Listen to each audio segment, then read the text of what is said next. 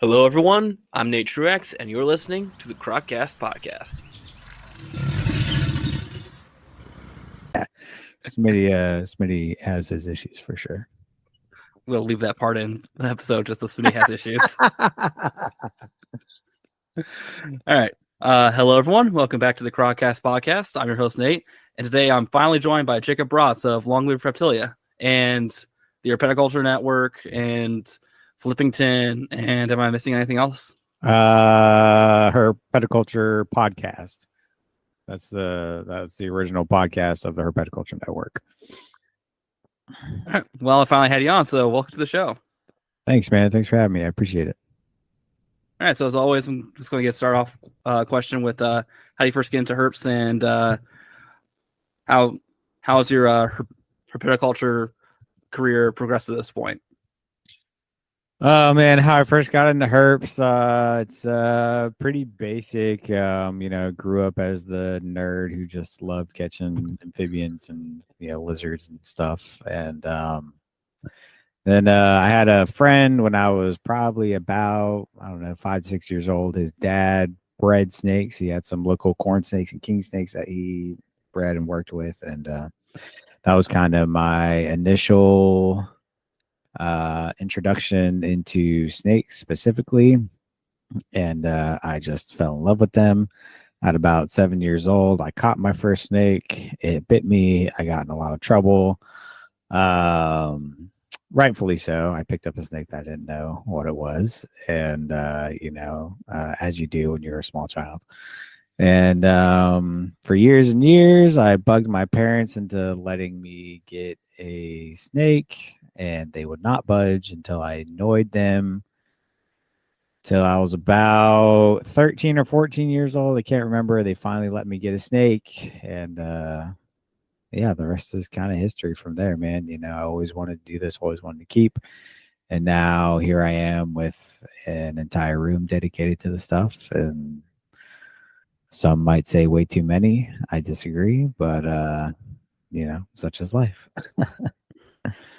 Too many is automatically an incorrect opinion. Yeah, I totally agree. It's never too many, but Yeah. So what all do you keep at the moment? At the moment, I'm heavy into colubrids, with a heavy focus on locality obsoleta type rat snakes, mainly yellows.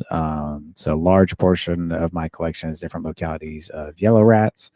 I also have gray rats, black rats, Everglades, Deckerts, although those would be lumped in the yellow category, Gulf hammocks, all kinds of stuff. Really, the bulk is the rat snakes, and then I keep several different Pituophis, mainly different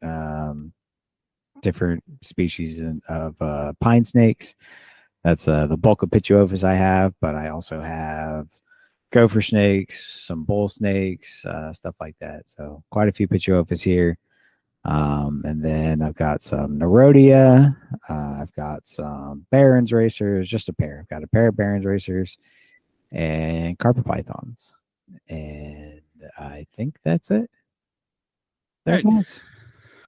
And what we say is your favorite, and I automatically know that the correct answer is Morelia, but my favorite snakes, Morelia kind of started, really got me started in the hobby. I'll be honest.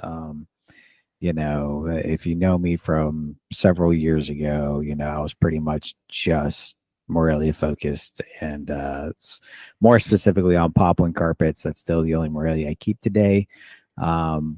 But as far as Morelia is concerned, that is a very, very small portion of my collection now. The bulk are yellow rat snakes and other obsoleta type rats. So my yellow rat snakes have my heart, and all the other rat snakes, they are my favorite snakes. They are amazing. And Pituophis depii jani also fall very, very close to that. I absolutely love my North Mexican pine snakes. Just incredible animals. They are the best pine snakes in my opinion. But yeah, no, carpets are definitely up there. I love everything I have. Carpets are fantastic. They will always be in my collection. They will always have a big part of my heart. But yellow rats pretty much run my world now. So. Yeah.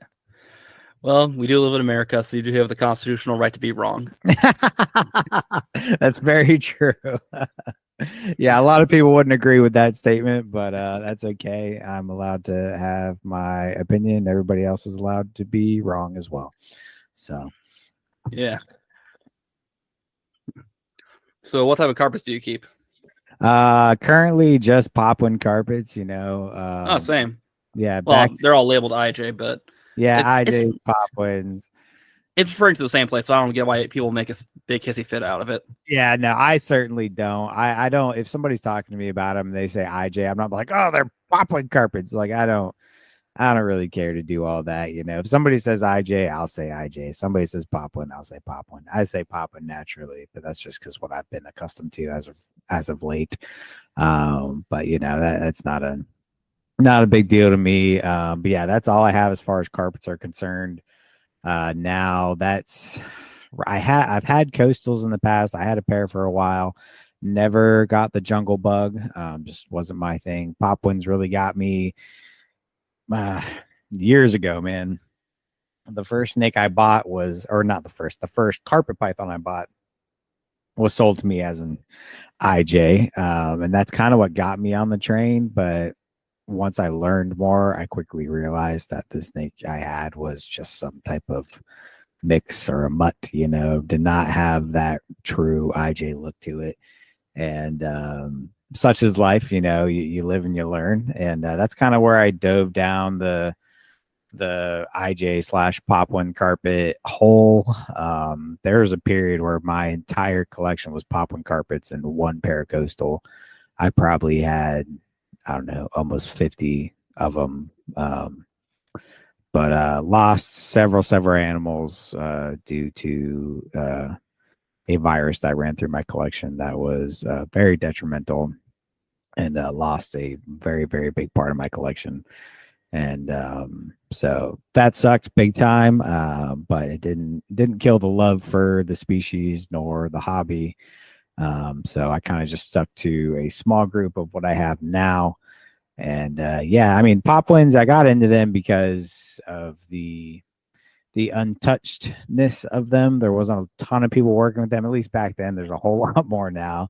But back then there really wasn't a lot of people working with them. There's a lot of untouched potential that I wanted to hit. And I love wild types. They're the only carpet pythons we can still get new blood in as well. And I'm just big on wild types, even though I've had the morphs, I had granites, I had exanthics, and ended up moving those on and focusing more on the wild type aspect of them. And, that's kind of where I'm at now. Although I do have a very small group now, it's still definitely a part of what I do. Yeah. Yeah. My first snake I ever got was a IJ carpet. So there you go. That was the very first snake. Yep. Nice, man. Nice. Yeah. I've been working with snakes beforehand before I got him, but right. Nice. That's so I knew I didn't want a ball or a corn right off the bat. So yeah, I hear you, man. No, I was actually both of mine first snakes first was a corn that didn't last long, literally died in my hands, and I cried for 3 days as a young 13-year-old child. That was heartbreaking. And then my next snake was a ball python that I had for many, many years. I couldn't keep much, like when I was in my parents' house, so I pretty much just had, I think the most I had was four or five snakes up until college. And then in college, I only had 4 because I got rid of my ball python. And then once I got out of college is kind of when things really, hit the fan. So yeah, same here. So, is there any species in particular that you haven't kept that you want to keep? I mean, yeah, there's always stuff that I want, always stuff that I've thought about getting into. It's mostly at this point, it's more different types of what I already have.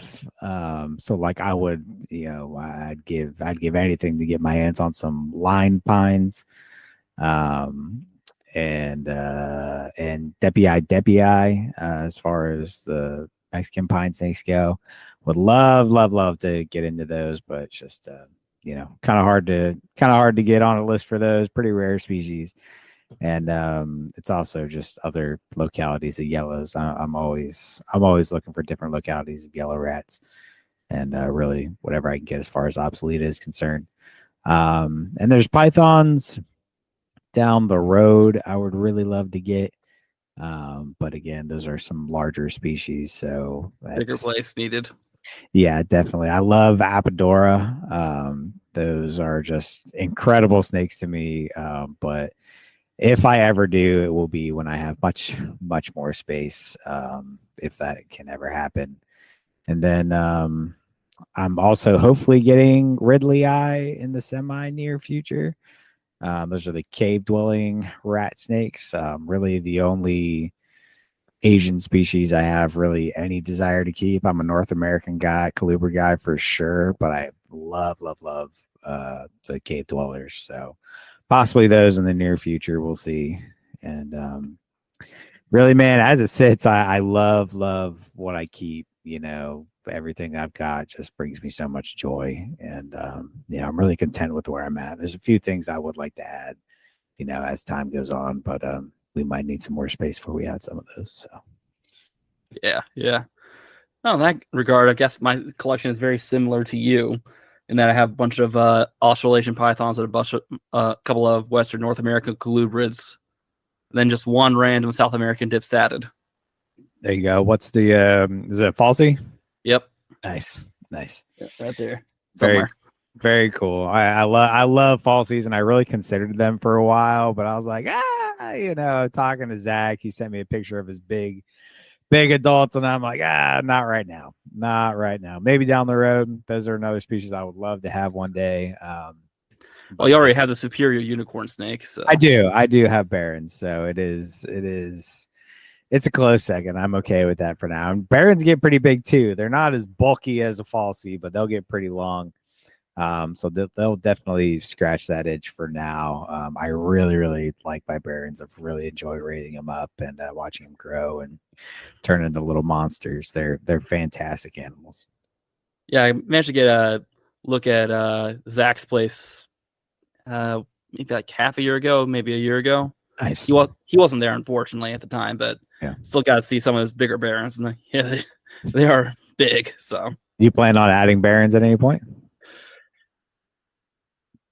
Maybe probably not in the next 3 years, but maybe down the line somewhere. I don't want to. Well, I'm also limited by space as well, so I had to kind of pick and choose what I want. As long as you get them before your rhinos, that's all that matters. I'd only get it just then before rhinos, just for the means I can send to Smitty. So absolutely, man. No, I'm all about it. Barons are very cool. For anybody listening that doesn't know, if you are looking into Barons, just be mindful. They are a rear fang venomous species. So just be mindful of that. Take proper precautions and make sure your local laws allow you to own those. Although they are very cool, you got to be cautious with them. Yeah. Well, while we're on the topic of Barons, you want to talk about some of the things that make them so much more better than rhinos? For me, man, it's not even. He's just going to listen to this if you took me seething the whole time. So there's a big joke going on between the two unicorn snakes, rhinos and Barons, and honestly, they really couldn't be more different. They are apples to oranges, but why I like Barons over rhinos is kind of the same reason I fell for carpets over ball pythons, kind of thing. They move a lot. They're called Barons racers for a reason. They're very fast. They move. They're very active animals, and they're obviously the rear fang thing is just makes them awesome. I think it's really cool. Although you have to be careful. I think that's really cool about them. And with rhinos are amazing. They're really cool animals. But the interactions that I've had with them, they make great display animals. They're always out. They're always perched up and stuff. But you take them out and they just kind of sit, and that's cool. That's calm. That's really good for putting in a child's hands. I'm not going to put a Barons racer in a kid's hands at all. but I like stuff that moves around a good bit, and barons get a lot bigger. I like bigger snakes. I like a little bit more meat on the bones, and that's what kind of drew me more towards them. Longer, faster, more active. That's kind of more along my lines. My rat snakes are very, very active animals, and I just like stuff like that. And I don't love giant snakes, but I like big snakes. Hence the Pituophis and some of my yellows. I've got a yellow rat that's just a beefcake of a yellow. He's Yeah. over 6 foot long. He really good weight on him. I like that nice in between of not giant, but good sized colubrid. There's something about big colubrids that really just get me going, man. I love Crebos, I love false water cobras, all that stuff. So, but Pituophis really are the biggest colubrids I own currently. I've got albino Florida pines and fork line gopher snakes that are they're huge, man. They're well over 6 foot long. They could easily eat medium rats. I don't feed them that big of a meal because they're not designed to eat big stuff like that. But, I love big colubrids. So barons are right up the alley. Yeah. Speaking of Pituophis, how good are you at identifying gopher snake subspecies? As far as subspecies, not very. The easiest to really, I'm not one to talk about stuff I don't know at all, but the only ones that really kind of stand out a little bit more than the others are your San Diegos. Your San Diego gophers have a little bit more specific of a look to them. I couldn't tell you, locality by any means, but certain, the gophers are kind of like carpet pythons in that some of them there's not many pure locality San Diegos out there. But San Diego's from a certain type of look that they have, and they're a little bit smaller than most of your gophers as well, because there's some smaller subspecies of gopher snakes. The one, not subspecies, but different localities of gophers. Like your San Diego stay a little bit smaller, but my Brewster County, Texas gophers, they're the fork line animals. They're huge. They're just massive animals, whereas your gophers and some of those other localities, they stay more like around the 3 to 4 foot range. Whereas my female gopher is every bit of pushing 6 foot long. So that's really the main thing on gophers. And there's some overlap of I won't say overlap, but like in Texas, you get bull snakes and gopher snakes. I couldn't tell you what separates them. I really don't know. Like I have Clayburgh County, Texas bull snakes, and I have Brewster County, Texas gopher snakes. They're both really, really big. The bull snakes probably get a little bit bigger. Like those will be 7 foot long monsters one day. So that's really the biggest difference on those. Like I said, the San Diegos just are a little bit smaller, and they have a pretty specific pattern that's unique to them. Gotcha. Yeah, the reason I ask is I've just got a pair of unspecified gopher snakes about a year and a half, maybe 2 years ago. And I don't know what they are, so I'll have them to just pull them out and say, hey, you know what these are? Yeah. If you send me a picture, I could give you a rough idea if there might be San Diegos, because it was the same situation with the first Pituophis I ever got. It was just I was going through a lot in life, and I had just gotten out of a weird situation, and I was at a Herpetoculture, and I happened across this snake. It was just labeled gopher snake, and it was cheap and it was cool, and I said, I'll take that, and it ended up being a really, really cool snake. But you could tell just from like the head structure and the pattern that it was definitely heavily influenced by San Diego type gopher. So that's kind of a giveaway, but your average person, if they looked at my fork line gophers versus my bull snakes, my Clayburgh bull snakes, you almost wouldn't see a difference. The head structure is the biggest thing, and even San Diego's have just a different head structure. It's hard to explain, but you can just tell once you've seen enough of them. So. Yeah. They're Yeah. fun though, man. I love them to death. Yeah, I just saw. I was just scrolling through my local reptile shop's website one day, and I saw a pair like 150 a piece.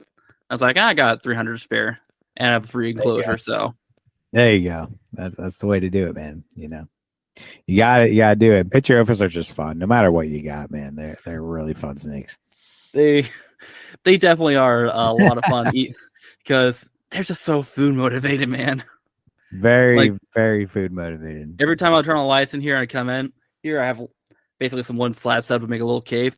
Both of them will poke their heads out of the cave and I can just put my finger up to it and just move my finger along the glass and I'll just both follow it simultaneously. Yeah, it's funny, man. My San Diegos are way more crazy about food than some of my, adults. It seems like my younger stuff is a lot more crazy about food. Like my male San Diego, he's two different types of albino. So it's Clumper and Bechtel albino, and he's a stripe. So he's a triple recessive, and then my female is a triple het. And they are just psychotic. I cannot pick up that male. He's fine once you turn him off. Like I use a hook with everything because that's my way to turn off snakes, and they know if there's a hook, they're not getting food. So I have to pet him with that hook, pick him up with the hook, or else he's gonna bite the crap out of me thinking he's getting fed. But my albino pine snakes, the female's kind of weird about food. If she decides she likes something, she won't really eat anything else. When I got her, she wasn't eating. She was only eating live mice, and I took her and I fed her a live mouse because she wouldn't eat frozen thawed. And then one day I just like, I'm going to see what she does to a rat. And she looked at a rat for 2 seconds and boom, she was on rats. And now she eats frozen thawed rats. I fed her chicks once, and all of a sudden she didn't want rats anymore. She's like, nope, I'm only eating chicks now. And so it's been kind of back and forth, trying to get them on, a good diet. My male's pretty simple, but he did the same thing. He'll eat mice or rats. But again, I offered him chicks, and all of a sudden he was like, nope, not eating rodents anymore. So it was a process getting him back on to eating rodents and all this stuff. So they're funny, man. They're very, very food motivated, but they're also a pain sometimes. So, but Yeah, they're fun. the pain for me is that I co-have my pair. That's a lot of poop. Yeah. No, the real stressful part is feeding time, because by the time I've finished grabbing onto a mouse, I managed to get the other mouse ready for the other one. That's just enough head start for the first one, have it gulp down, and still have enough time to grab onto the rear end of the second one's mouse. They get to tug of wars over it, so I have to pull one out and put it in a tub just to feed it. So yeah, that's definitely a big thing with Pituophis. That's why when I'm breeding 2 pairs right now, my forks and my albinos, and I just pull them out to feed because I'm not dealing with that, because they're weird, man. If they feel, because Pituophis are nest raiders, they'll go into a burrow and they'll just eat all these babies, and in the process of eating one baby, they feel something touch them and they'll crush it against the side of a wall, to kill that, come back and eat that, once they're done. So my pines, they'll grab onto a rat and half of their body will be out of the tub. And I go to try and get them back in. And as soon as I touch them, all they do is push up against me. And it makes it a freaking nightmare to get them back in their enclosures. And it's just, I couldn't imagine feeding 2 of them together. No, I'd have to separate those. yeah, pushing back against you, not pushing back against you. It's like a beefy 6-foot snake pushing back against you. Yeah, exactly. It's not just kind of it's a big snake, a very, very strong snake pushing up against you. And good luck. Good luck. It's taken everything in me to get some of those snakes back in their enclosures, because you touch them, they just start twitching and moving around, and it's a bad time. But they're fun, man. Yeah. But were you the one that got the Thorn scrubs? County Thorn scrubs? Yeah. Yeah. I sent you those. Okay. Yeah. So. Yeah, fun with those. Yeah. Managed to get a clutch out of one of the females last year. Unfortunately, all the eggs got mold on them. So. No, they didn't end up hatching. Nah. And the other female got egg bound, unfortunately. So. Oh no, is she all right, or did that not end up No, well? no. Mm, But that sucks, man. the one that did lay last year, she's already back in the nesting box looking around. So Nice. Did you pair them up this year again? I cohab them. So Okay, there you go. Nice. yeah, and thankfully with these guys, I don't have to worry about them accidentally eating their mate while trying to steal a mouse out of their mouth. Yeah, That's what happened with those guys, those gophers. I turn my back for like 5 minutes, focus on feeding something else, and I come back, and I think the female had like half the male's head down her mouth because he was holding on to the other end of the mouse. So yeah, they're very. I literally had to pull them apart, and they were tug of warring over this mouse. I couldn't pull them, get one to let go, so I had to actually cut the mouse in half. Right. Yeah. No, that's no way to go. Luckily, the only things I feed together, I have a pair of big rat snakes together, and they normally take their time to eat, and they're all good. They actually wrap up first, right? And then my Nerodia, they're not like, I cohab a trio of those together, and they're not like that, in garter snakes, because garter snakes will grab the same piece of food and they'll just start eating each other, and I'm not about that. Nerodia are more of a, if somebody else goes for the food, somebody's gonna let go. Like, they're more of like a freak out and spaz type of species versus like, nope, I'm eating this. No, I'm eating it. It's more like, oh, that's Jimmy, I'm gonna let go. Like, they're pretty good about that. Although the male will spaz if he thinks somebody else is coming for his food. He'll run up the side of the enclosure. He's dove out of his tub before. I've got him in a big 110 quart setup right now, and feeding him with the lid off can be a nightmare. It's a pain, but again, fun species to keep. Yeah. What species of Nerodia do you keep? Is it all just like South Carolina locals, or?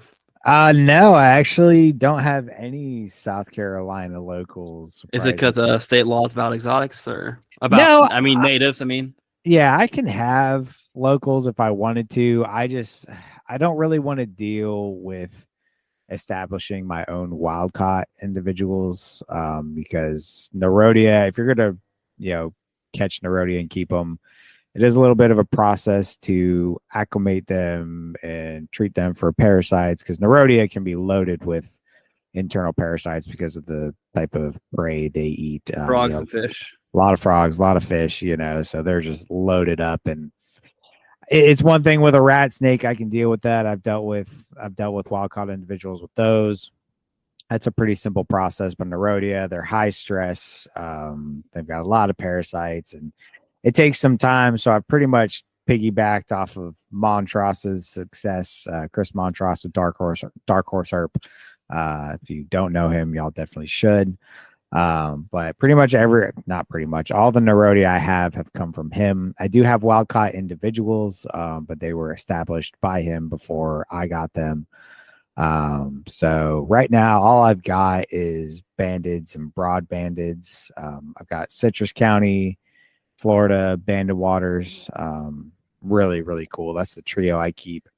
And then I've got a single Jacksonville, North Carolina female.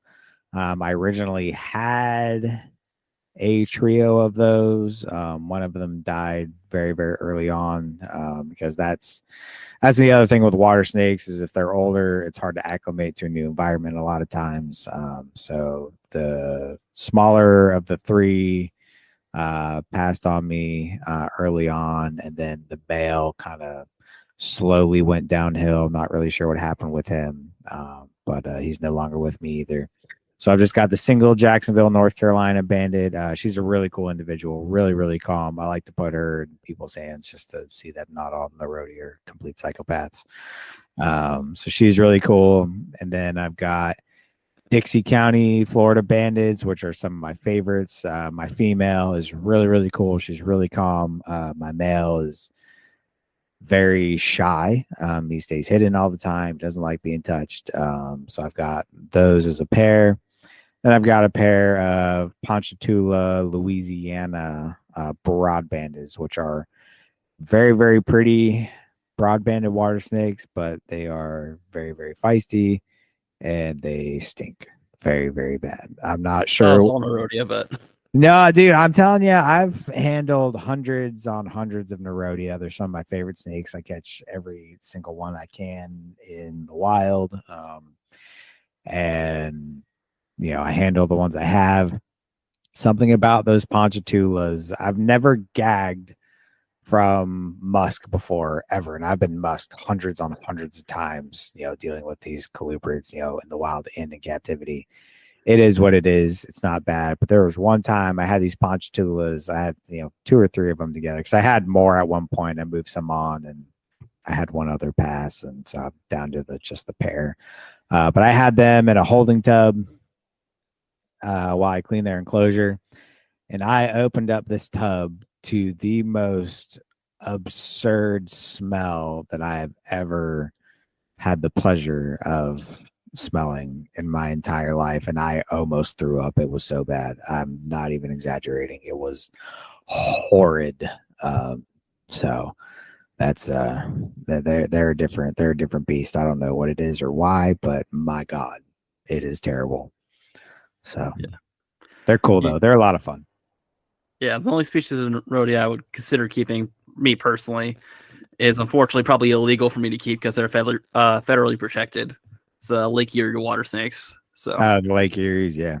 The Nerodia Sipton insularum. So yeah, no, I don't blame you at all. Nerodia aren't for the faint of heart, although they're very easy to keep as long as you hit a couple parameters. The biggest thing is a lot of ventilation. Other than that, they're very easy to keep. Very fun species. But you got to work with them a little bit to make them not as feisty. Some of my favorites, most definitely, that I plan on getting into one day, would be brown waters and diamondback waters. Both very, very cool individuals. Very, very big Nerodia. Yeah. Well, the only thing about insularum is I live not too far, hour and a half away from where they are. Mm-hmm. And the place they live is actually already a bit of a tourist spot as is. So that's unfortunate. Those are cool, man. No, it's perfectly fine with them. They seem to enjoy the boat docks. So yeah, for sure. Yeah. So hey, western part of Lake Erie is the best part of the lake to go fishing in, and that's also the only part that they have those water snakes in. Coincidence? I think not. Yeah. Because I think I've told this story before, but they actually there's an invasive species of goby fish in the Great Lakes. It primarily feeds on fish fry and fish eggs.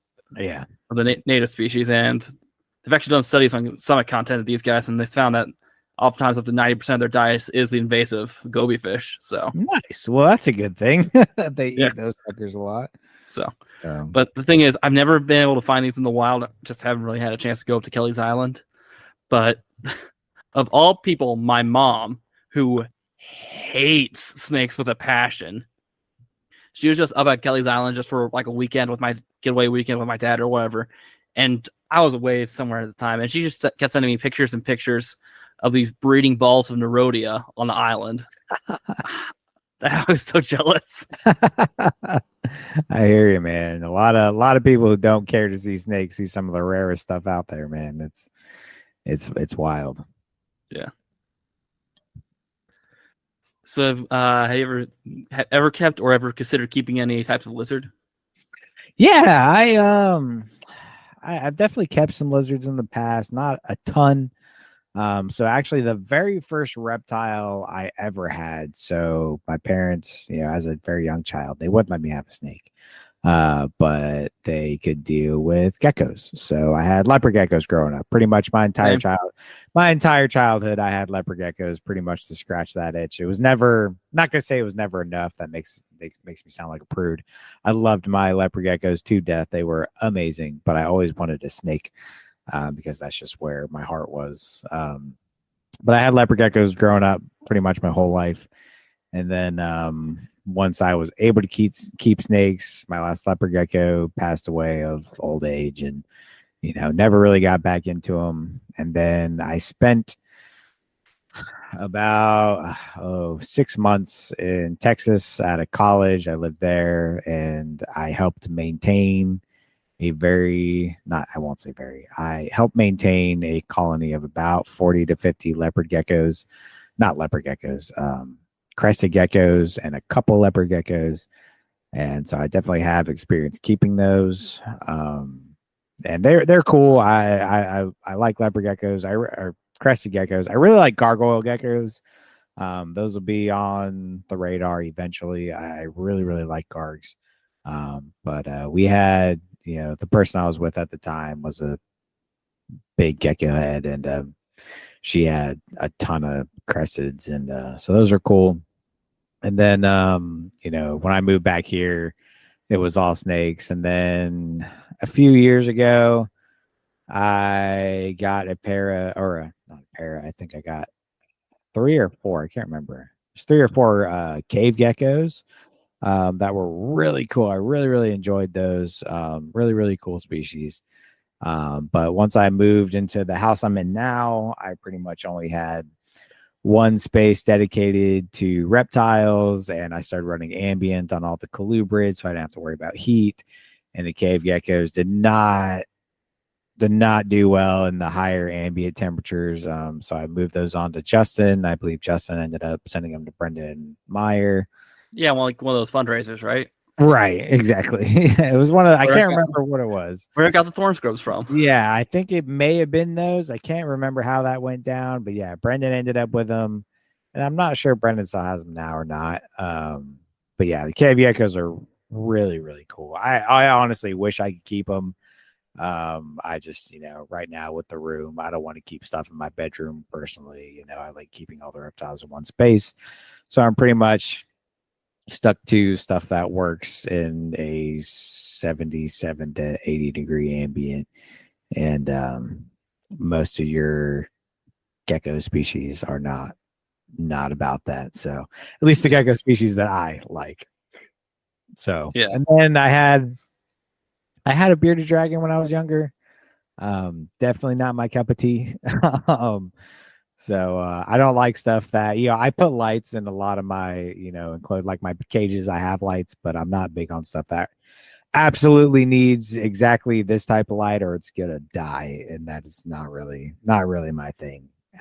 My mom actually ended up killing that on accident while I was gone because she did something wrong and it just died. So yeah, that happened. Never again will I own those. I think they're really cool animals, but no, never again. I'm a snake guy through and through, man. I tried the cave gecko thing for a while. I was breeding mealworms, to feed them, and they were really cool. I enjoyed them, but maybe again one day. I would really like, talking about Brendan. I would, I really respect what he does and all the geckos he's gotten into, and he's got me really, really liking those cat geckos he's got, man. They're so cool. And I was talking to him about them, and I was like, yeah, I don't think they do well. He's like, man, they'd be easy, blah, blah. And I'm like, I don't think you understand what my room stays like. And I told him, he goes, yeah, no, don't do that. No, I was like, Yeah. So it's the one room I have. So yeah, this is all I've got. And I'm not changing what I do in here for a couple geckos. So maybe one day when I have a little bit more space in a different room I can keep cooler, I could see myself having some cat geckos and cave geckos again, but it's just not in the cards right now, so yeah. Before I even owned my first reptile, I had I had owned leopard geckos before that, but before I ever got my first snake, I had the privilege of working with Dr. Chris Carmichael up at Bob Jones University, working in his serpentarium he has up there. So I got plenty of experience working with lizards there. So. There you go. Very cool. The other stuff, the other species I would consider, and they might work in my room, I'm not totally sure, are the collared lizards. I think collared lizards are really, really cool, and more of a desert species that might work well in here if I get around to it. But I think collared lizards are really, really dope. Yeah, I was gonna say if probably depending on space, probably quite a few of those Southwest species probably work well. So yeah, like truck balls, desert iguanas, stuff like that. Yeah, I've considered stuff like that. I'm definitely, when it comes to geckos, I'm definitely more of a smaller species kind of guy. I don't have any desire to keep anything that's going to get more than, a foot, if that, but collared lizards are really awesome. I love those.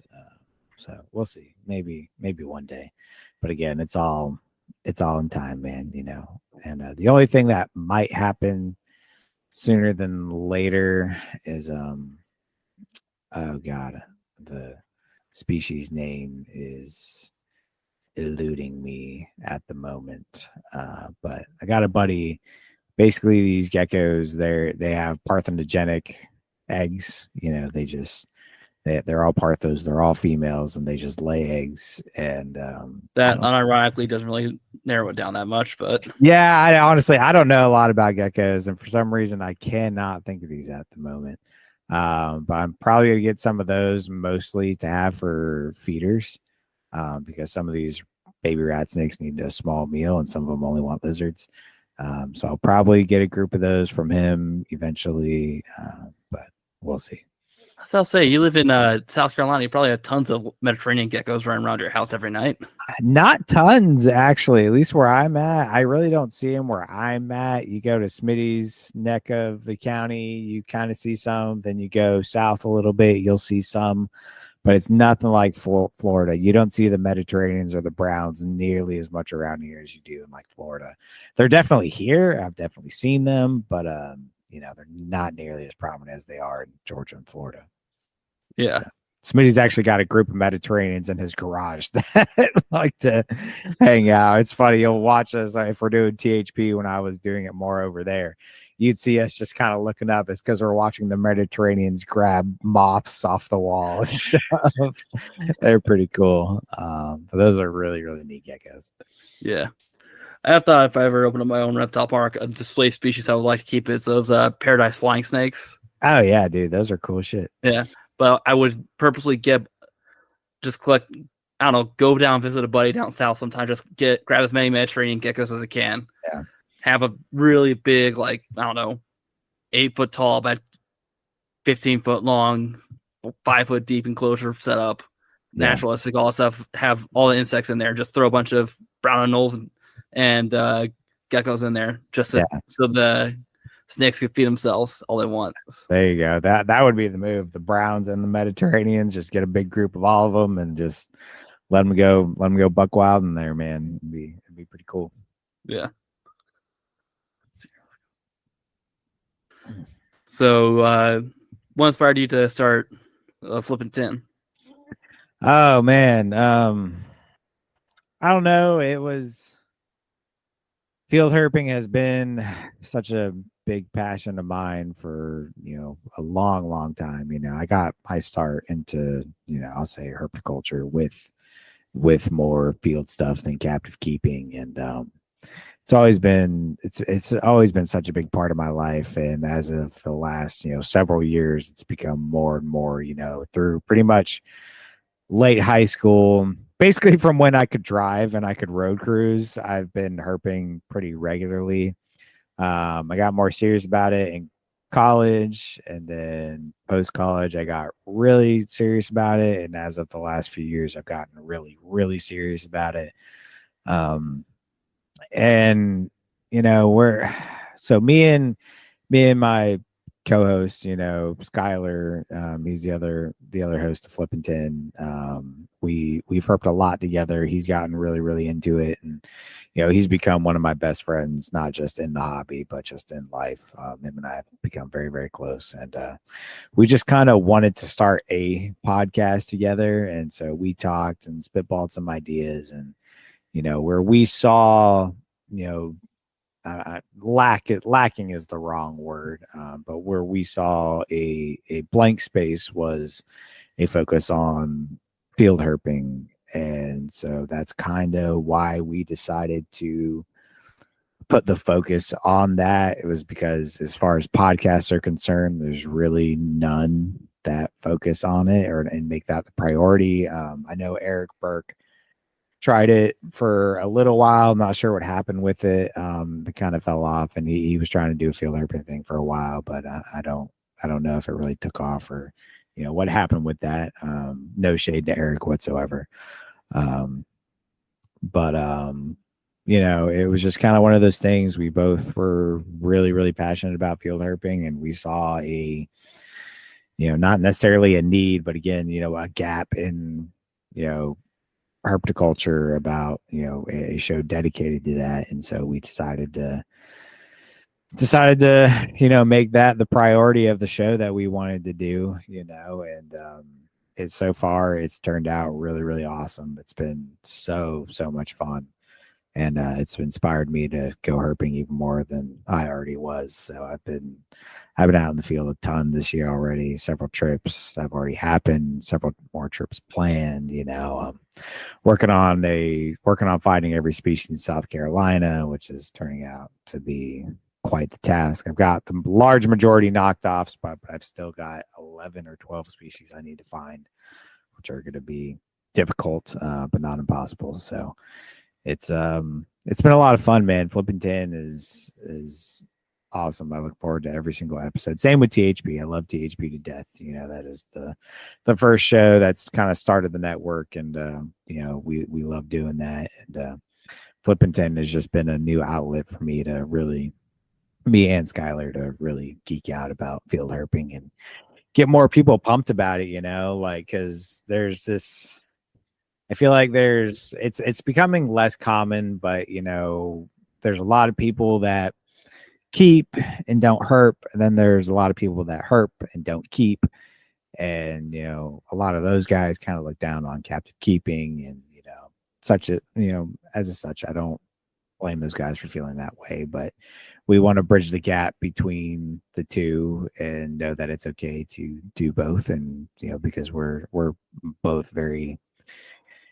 We keep a lot of stuff, but we also spend a lot of time in the field, and it's a lot of fun. And I'm just, the goal of it is really just try to get people hyped about their local fauna, not just herps, but get everybody psyched about just going outside and seeing what's out there, whether it's herps, birds, trees, worms, ants, like all of it. Just go out and see what's in your area, man. It's really, really important to know what's around you and all the local fauna that's in your area, because no matter where you are, there's something to see.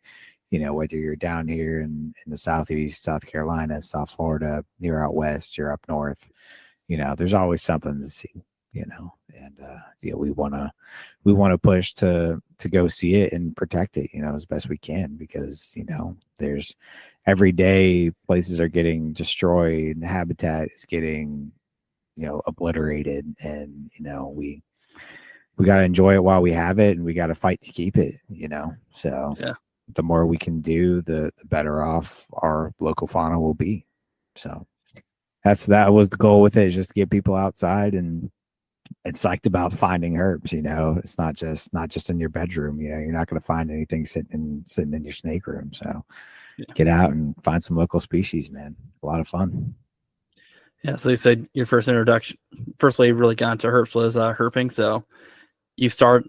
So from the get-go, you were already bopping around.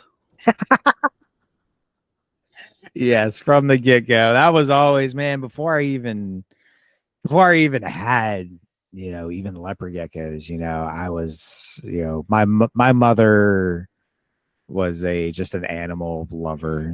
She loved all things animal related, grew up with, dogs, house cats, all that good stuff. And I always loved, as a small child, I'm talking 4 to 5 years old, I'd be out there catching toads and tree frogs and anoles and really anything I could get my hands on. I remember opening up the little knob or the little box for our sprinkler system, valve. I would open that up all the time to go see what kind of toads are in there and different frogs. And I remember as a little guy catching all kinds of barking tree frogs around my buddy's house and stuff like that. So that was really my start into the herps of local herbs, man. I love it so much. And then as I got a little older, my buddy's dad, who was breeding the stuff, would take us out road cruising. And I thought that was the coolest thing. Like, I can just go outside and see the stuff, you know?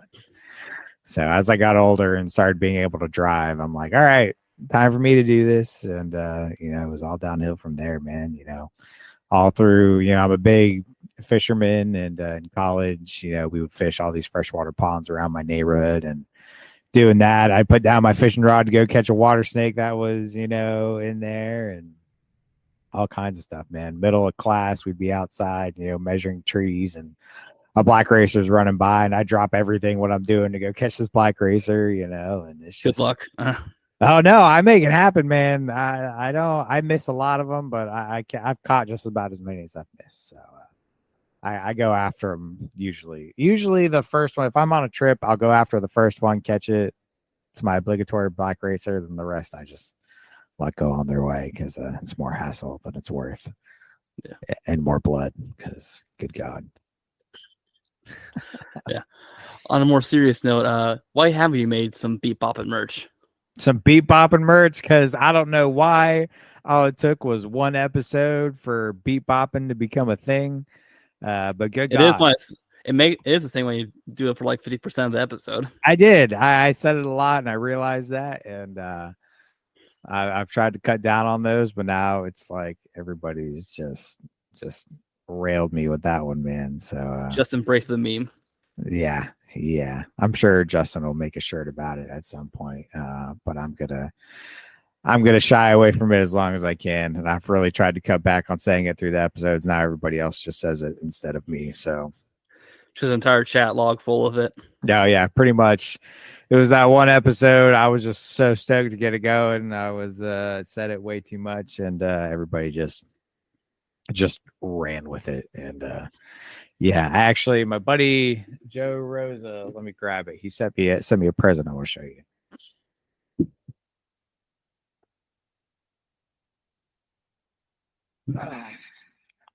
So this is a shout out to my boy Joe. He sent me 80s beat bop Ninja Turtles, and it's pretty great. So it's in my reptile room now, unopened. I was waiting for someone in the chat to make the joke of Jake's busy beat bopping while Skylar's just rocking steady. Yeah, pretty much. That's how it goes, but that's all right. And yeah, it was funny. I got a random package in the mail one day, and I was like, what the hell is this? I'm going through my head. I'm like, I haven't ordered anything. I have no idea what this is. I opened it up and I just busted out laughing. So yeah, my good old buddy Joe Rosa sent me that one. Nice gift that Smitty helped him send it to my house, because I was like, how did Joe even get my address? And Smitty was like, I helped. I'm like, okay, I see. Yeah. No, it's a good community, man. I love the guys, and I can't say anything without getting made fun of. So it is what it is. So do you have any herping trips planned for the near future? Perhaps end of June near Tampa? Probably. Let's see. In a week and a half, I'm going back to. I've already been to the Francis Marion area twice this year, but in a week and a half, we've got the big camping trip. That a lot of guys are going to. And we'll be spending a long weekend out there camping and herping the whole weekend. So that's the, again, a week and a half. It's our Earth Day camping trip. So really, really pumped for that. Hopefully get to cross off a couple more lifer species for my South Carolina list in that process. And then May, I'm going to Tennessee on a family trip. So, I'll be dipping away into the mountains somewhere to try and find something. And then I think sometime in June, I know me and the boys are planning a South Florida trip. I'm really hoping that happens, because South Florida has been on my list for a while. So that's definitely on the radar. And then possibly sometime in June, I'll be in Sky's neck of the woods, which is near Tampa, actually. So either May or June, I might be in that area. Yeah, because I was about to say, I'm probably going to be in Tampa at the end of June as well. So There you go.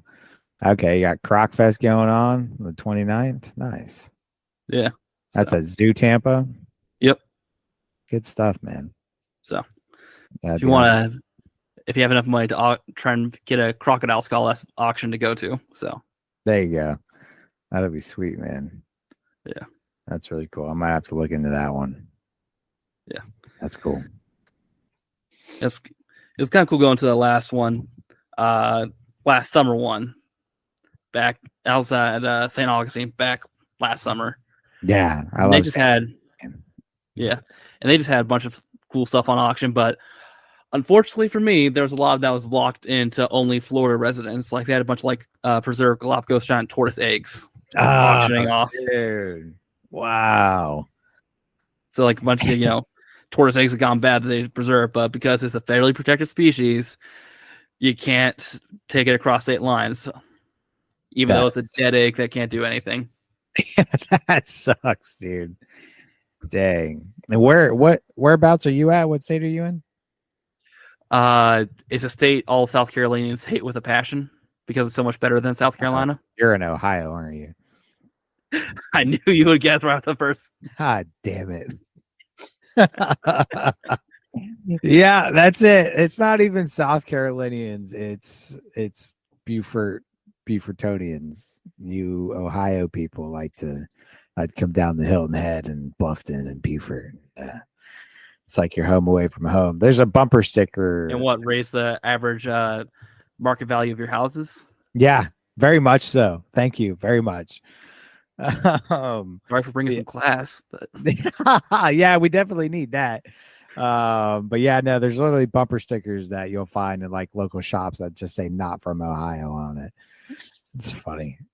The thing is, I thought, and I still kind of think about moving to South Carolina and just moving to maybe the Beaufort area just because I know people there. Yeah. But now that you say that, I'm like, you know what? No. Nah, man. We wear an Ohio State T-shirt one time and started throwing eggs at me. No, we'd welcome you. That's the thing. Most people that move from Ohio are, not to be offensive, on the retired side of their age. Boomers. So, yeah. So they're retired, wanting to move somewhere sunny and pretty and quiet. And now Florida's already full, so yeah, exactly. Beaufort is basically the Florida of South Carolina. We're as south as you get. I can be in Georgia in 40 minutes, if not less, depending on traffic.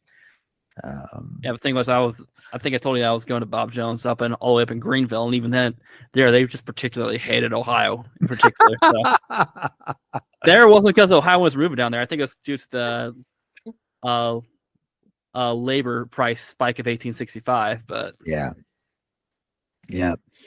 No, we got a lot of y'all down here, but that's all right. You could be the exception. You'd be all right moving down this way. Yeah. Right. The only thing that holds me back is I'm a crocodilian guy, so I want to keep American alligators in South Carolina.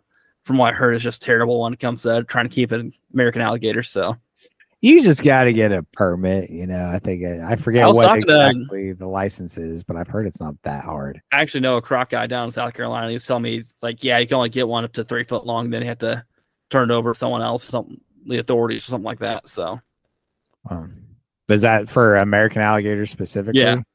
I see. Okay. I think there's a type of permit, like it's like an educator permit or something that you can get to actually keep them. Yeah, but this guy was telling me is like even the zoos are having problems with South Carolina fishing game now. So. Oh, really? Wow. Yeah. Yeah, no, that'd be a pain. That'd be a pain for sure. But some of there's a lot of other crocodilians. I know a guy down this way that keeps all kinds of crocs. I wonder if it's the same person. But it might be. We won't say his name on here, but we can talk after and see if it's the same guy. Yeah. But good stuff, man. Have you ever thought of keeping any crocodilians if you had the land and space? Oh man. Specifically Paleosuchus, because they're the only crocodilians that are most, like 99.999% of people should even remotely consider keeping. Yeah, like I would definitely, if I had the space, and the means to do the space, time, and all that good stuff. There's two species I would consider, and that is the Couvers, dwarf caiman. That's pretty basic stuff. That's as far as The dwarf. crocodilian is the opposite of basic. But... Yeah, I mean, yeah, but as far as crocs go, that's what everybody goes for. But they're cool. They're cool as hell. And then the African dwarf crocs, more on the smaller side. Staying. Oceolamus, yeah, solid choice. Those I would consider, just because I could probably keep them outside most year round here, and obviously I would give them a huge enclosure, but or should you just try and get your hands on Chinese alligators, keep them outdoors all the year round. There you go. That could be an option if you can find them. But yeah, exactly. I would love to, man. Like those, apparently they are kind of like in the herpetoculture market over in Europe a little bit. So. Oh, really? Well, yeah. If they're in Europe, they'll eventually make their way over here. It always happens. Well, they're crocodilian, so Fisher game is a little bit more about their importation. Yeah, no doubt. Especially in places like South Carolina, man. If something like that can live here year round in your backyard, they'd be more than happy living in a private pond somewhere. So, but I would love to, but I also know my limits on stuff, at least in the near future. That if I did anything like that, it would be when I own my house, live there permanently. I've got 5 acres of land, something like that. It'd be a completely different scenario than I'm in now, and the way the economy is now. Lord knows when I'll actually be able to buy a house. So, such is the choir. Yeah, such is life. I rent at the moment, and luckily my renters don't mind that I have over 100 snakes here. So,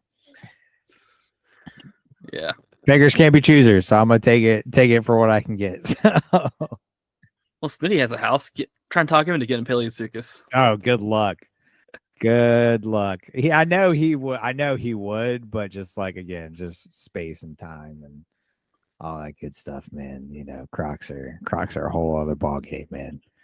They're cool though. One of my best friends in the hobby is Jack Oliver, and he's got a smooth fronted, and his that animal is so freaking cool, man. I'm wanting to get up there and see Kevin in real life, and really get a feel for how he is, but yeah, mad respect for Jack and all he does for his boy. But talking to Jack, it's definitely one of those things that I'm like, yeah, I'm gonna need a lot of time for anything like that. I even consider anything like that. So yeah. So, do you keep any Crocs with you? Not at the moment. I always have bad luck in the winters with something funky with the power and the heater. Yeah. So that's every year that seems to happen. So I might consider getting Paleosuchus again because they're the only genus legal here in Ohio without a permit. I mean, if I had land, I could probably get a rescue permit, but even then, I don't think that means I can actually buy stuff from, say, out of state and bring it in. I think I just have to take whatever surrendered animal the state needs to get rid of. I don't know for certain, though. Don't quote me on that. But yeah, for sure, man. But I do want to get Paleosuchus before, because they're eventually going to ban importation of that eventually. And it's the federal government banning something, so they're going to do it overnight without any formal announcement. So one day you could get Couves for $350 and Trigs for $250. The next moment it's going to be well north of $1,000, maybe $2,000 for them. So yeah, no doubt. It's you got to get it while the getting's hot at some point. But yeah, that's definitely not a impulse buy type of animal. I can impulse buy, pretty much anything I keep now, I could impulse buy and be perfectly fine. But anything like that, man, it's a whole other ball game. Yeah. But the thing is, one species I really want to keep one day is Australian freshwater crocodiles. So. Oh man, that's that's an animal right there. I didn't say saltwater. I said freshwater. That's a lot of croc. Well, not compared to most other crocs, but yeah, sure. No, not, but a whole lot more than your dwarf caiman species. I don't know about that. No, what are they maxed out at? Where are they at? I don't know. I think they're usually on average they're like 6, maybe 7 foot. Okay, well, that's not terrible. But maybe get up to 8 foot. I had to double check, but even a big trigonotus could probably get close to like 7 foot. So yeah, that's definitely what I've heard about the trigs is they get up there. I thought dwarf is a relative term. Yeah, definitely. I thought the freshwater crocs were a little bit bigger than that, but yeah, I definitely get my fill of American alligators around here, man. They are, I work, I do construction inspections in all the private communities up towards, Bluffton area and stuff. And dude, there are just gators galore in every single pond out there, man. It's nuts. I saw just a couple weeks ago, I saw a big individual out basking on the side of a golf course. Thing had to be pushing 10 foot. It was I guess that's the one upside to South Carolina. You probably don't even have to try and keep alligator. You just have to build a pond to your property and wait for one to show up. Yeah, pretty much. Just don't feed it. Don't feed it. I'm not advocating feeding wild alligators. Yeah, no, definitely don't do that. But yeah, you have fresh water, they're bound to show up for sure. And yeah, they're cool, man. I've seen some big ones, man. There was one. This was years ago when I was in the same department, but I was doing a different job, and I was mapping some pipes to a pond, and I looked across this really, really big pond, and I saw what looked like this giant dirt mound across the pond. And I was like, I kept looking at it. I was like, nah, it's just dirt. Like they're doing work over there or something. I kept looking at it. And the more I looked at it, I could see scoots on it. And I was like, there's no freaking way that is an alligator. And so I started walking around the pond, trying to get a little closer. And the closer I got, the more clear it became. And I was like, oh my God, I'm talking the biggest freaking alligator I have ever seen. This thing had to be 12 foot plus, like just huge, man. I couldn't believe it. As I got closer, it dove into the pond, and I was like, that is a freaking dinosaur. Like just gigantic. And there's another one at a WMA I frequent. I was out there photographing a lot of wading birds.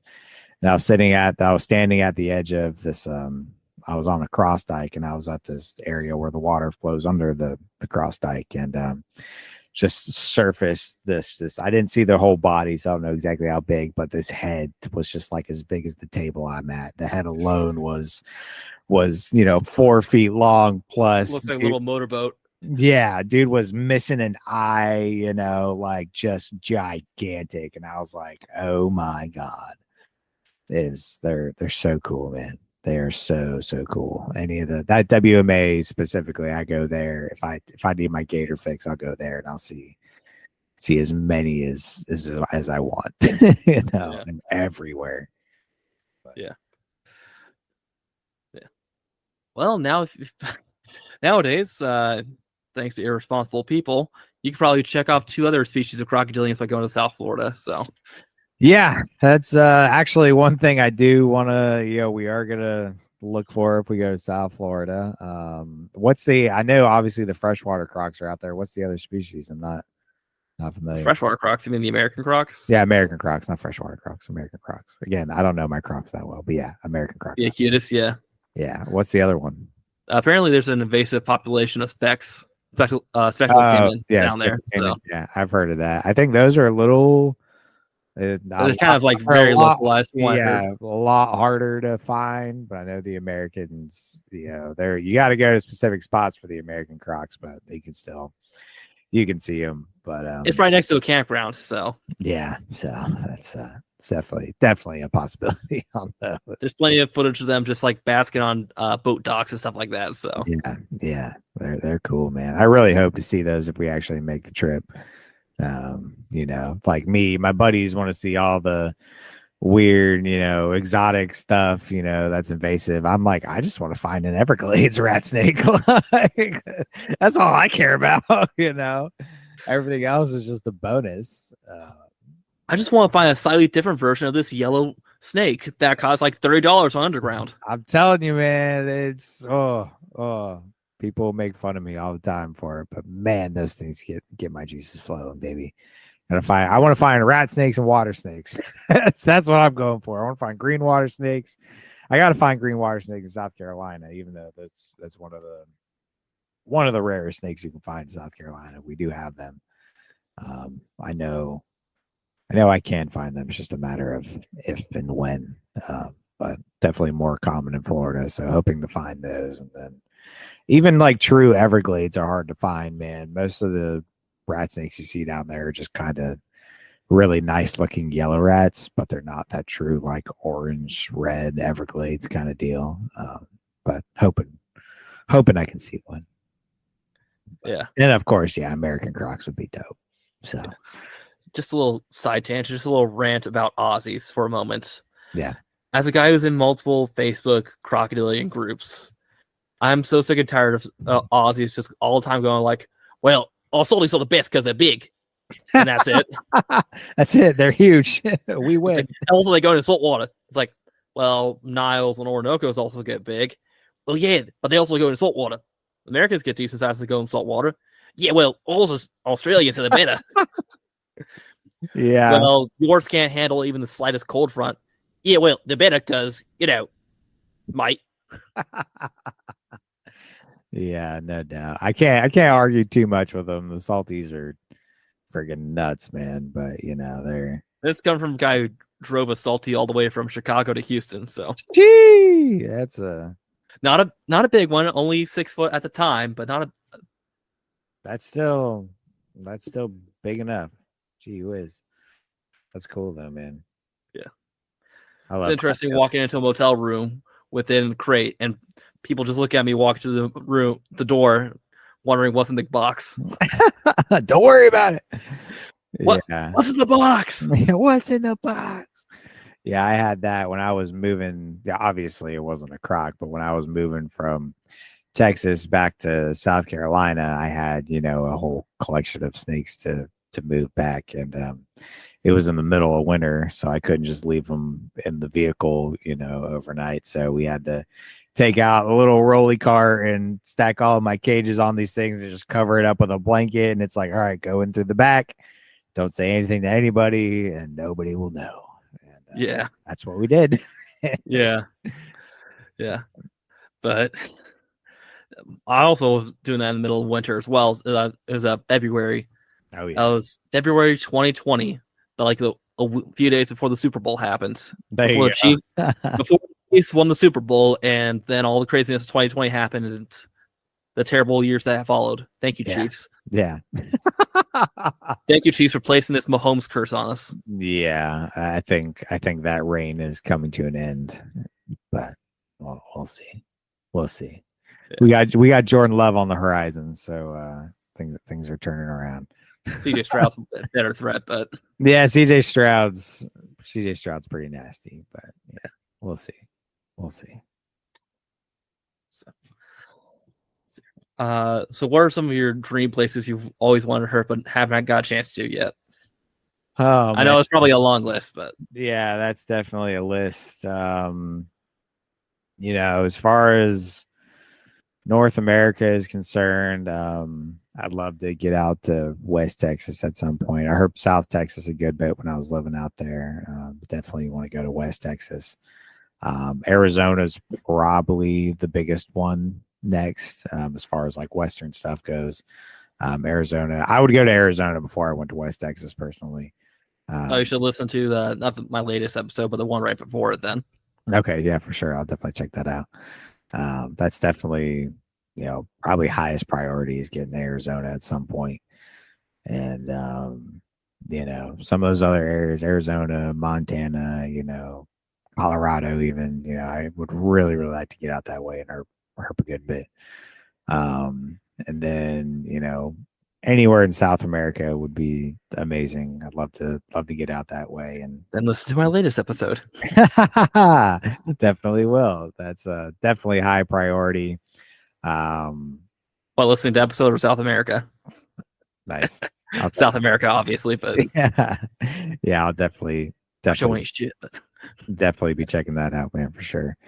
And then Thailand specifically is a big one. I would For the herbs or for other reasons? for the herps, for the herps solely. Would love to get out that way. And obviously, go beat bopping in Thailand. yeah, I would love to go beat bopping around Thailand with somebody who knew what they were doing, hopefully. But would really like to get out that way. And then Australia obviously would be really, really cool to get out there. Luckily, I know some people out that way that have already said I can crash with them. So hopefully one day. It's going to take a while to make a trip like that. Anything out of the US is going to take a long time because I don't have funds like that. So it's going to take a while to get anywhere out of the country. And then Europe actually is really, really big on my list. Our buddy Nipper Reed was a recent guest on Flippin' 10, and he's been hounding me to get out there for a while. So that's a big one. I really, really want to go herp with Nipper, find some Vipera. That's the one genus of venomous snakes, other than like the small arboreal vipers, that I would ever consider keeping. But yeah, they're really, really cool. Super cool species. But areas like that in Spain and stuff like that, anywhere all over Europe would be sick. Nipper talks highly of Greece and some of the stuff you can see out there. So definitely a Europe trip. As far as out of the country, Europe will probably end up being the first one I do, just solely because of Nipper and having his guidance and herping with him. That would probably be the first one out of the country I get to. Even then, that'll probably still be a while, but that's probably priority one once I can afford a trip out of here. And then the rest will be up in the air. Obviously Indonesia would be sick, but I don't think that will really ever be in the cards for me. But actually, I have a buddy who's going to be spending an entire month in Indonesia, so that'd be sick, man. That's gonna be sick. I'll let you know when he's back, so you can try and reach out to him. So yeah, no, for sure. I'd love to get an episode in with him. That'd be awesome. But yeah, Indonesia is definitely up there with me being a Papuan carpet guy, and that place has a lot of cool Australasia just has the best herps. Yep, absolutely. So a lot of places I want to go, man. I want to herp everywhere. If I could herp every single state in the U.S., just to find something, I would. I want to get up to the Northwest to find fox snakes at some point. You can find fox snakes in Ohio. So can you? Yeah. Okay. Nice. I think I've recently separated into like two species. So it's the eastern.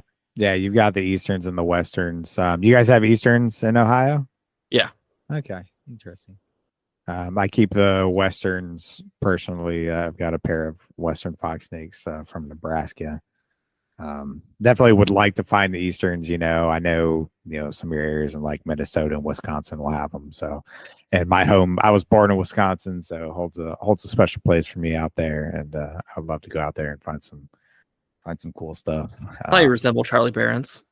Yeah, dude, I love Charlie Barons, man. He's the GOAT, man. Love that guy. Go Packers. Go Packers. Yes, sir. Oh, let me squeeze right past you. Oh, sorry there, bud.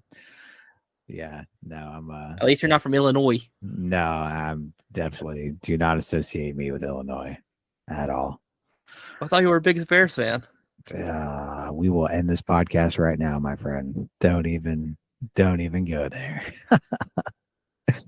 No, you're not depressed enough to be a Bears fan. No, I'm not. I'm a cheesehead, ride or die.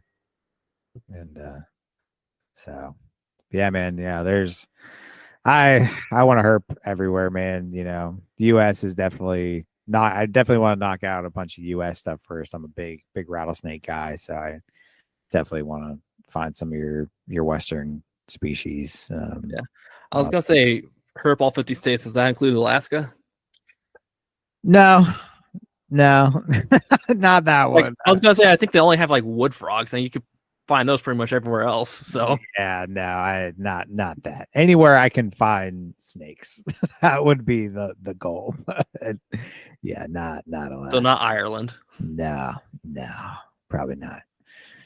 But yeah, I just want to find snakes, man. I don't care where it's at. Like I said, we're gonna be in Tennessee in May, and we're gonna be staying at an Airbnb up in the mountains. So I'm gonna ditch the family for a while and go see what I can turn up out there. So yeah, that'll be cool. all right. I'm blanking out on questions at the moment. Is there anything else you want to talk about while I'm trying to think of something else? Just anybody listening, get out there and find some herps, man. Get out there, go herping, no matter where you're at. Unless you're in Alaska, go out and find some stuff, even if it's not snakes, everywhere. Unless you're in Alaska, just go look at bears and moose or something. I don't know. And even then, if you're in Alaska, go check out your local fauna. I'm sure it pretty much lives around you as it is, but there's probably always should carry a gun with you when you do so. But there's always stuff to see everywhere you're at. Even if it's not herps, just get out and enjoy your local fauna and the nature around you, man. It's important. We gotta enjoy it while it lasts. Because we never know when the day's gonna come and it's all gone. And so definitely get out there and take advantage of it. Support your local WMAs, get your WMA license, your hunting license, even if you don't hunt, support them. Stuff. And depending on what state you might have, what state you're in, a hunting license might be good enough for you to do a collective view if you're interested. Yeah, and a lot of them, it's not required. Collect responsibly, but right, obviously, and but yeah, just support your WMAs and your public areas you're allowed to go to, and obviously always be aware of your hunting seasons. A lot of those places are closed during certain hunts, so you can't even get in there. But just be aware of your surroundings and your hunting seasons when you're out there. If it's even close to a hunting season, wear orange, just to make yourself visible. Try not to piss any hunters off because a redneck with a gun can get really upset if you chase away their turkeys. So, just be aware. Yeah. So, yeah, man. No, and don't free handle. Don't find rattlesnakes and cottonmouths and think you're Steve Irwin. I can tell you firsthand, it's not a fun experience. So, oh yeah. Thanks for bringing up the question. Oh boy. So what's it like dying? Feeling like you're going to die is not a pleasant experience at all. That's pretty much all I have to say about that. It is not a good time. It is very, very painful. Venomous snake bites are not a badge of honor whatsoever. It's very expensive. It's very painful. And you will not have a good time at all. That process was the most painful 4 days of my entire life in the hospital. And you've had kidney stones as well, so. Oh yeah, no, and that's up there. Don't get me wrong. It's like rattlesnake bite, kidney stones, like they're right there. I don't know which one I would rather go through again, but I deal with kidney stones. I'm not gonna say regularly, but semi-regularly. So that sucks. I've had more kidney stones than I've had rattlesnake bites, thankfully. And one of those I can control and will never happen again. And the other one, not is so rattlesnake much. bites. Yeah, right. And the other one, just kind of, drink a lot of water and hope for the best. So, but yeah, man, that's a rattlesnake bite. Anybody who knows me probably knows this already, but I was bitten by a Western Diamondback back in 2017, I believe it was. And yeah, it's not fun. It was 4 days, 3 nights in a hospital, flying back from Texas the day after I got out. That was terrible. Pretty much a month-long recovery period of getting my arm back to normal. And even at the month point, I think I had full motion in my arm, but my arm was still like kind of green from all the bruising. There's a part, my entire arm was like, green and purple and black, and just from all the bruising, from all the swelling. And it's it's not fun. All those guys who want to free handle and do all that. And I wasn't even trying to free handle. I just made a stupid decision.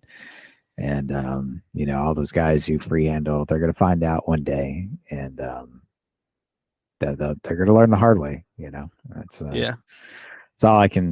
all I'm going to say about that. It's pretty much one of the dumbest things you can do. And for me, it's a respect thing. If you're going to do that to a highly venomous and dangerous animal, you have no respect for that thing if you're just going to pick it up without proper tools, all that. It's a lack of respect for the animal that you're viewing.